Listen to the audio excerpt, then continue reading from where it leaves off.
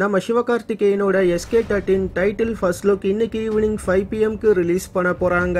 ராஜேஷோட டைரக்ஷன்ல சிவகார்த்திகேயன் நயன்தாரா இந்த படத்துல லீட் ரோல்ல நடிக்கிறாங்க.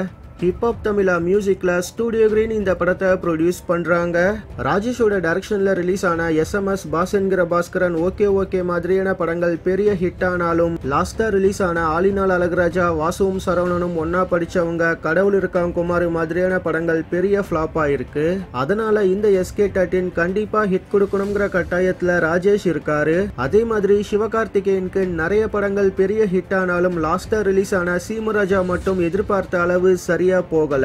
அதனால இந்த SK13ல அதை சரி பண்ணணும்னு சிவகார்த்திகேயன் இருக்காரு. வர May 16 இல்லனா 17 டேட்ல இந்த படத்தை ரிலீஸ் பண்ண பிளான் பண்ணிருக்காங்க. சிவகார்த்திகேயன் ராஜேஷோட இந்த SK13 ஃபர்ஸ்ட் லுக்காக நீங்க எவ்வளவு வெயிட் பண்றீங்கன்னு கீழே கமெண்ட் பண்ணுங்க.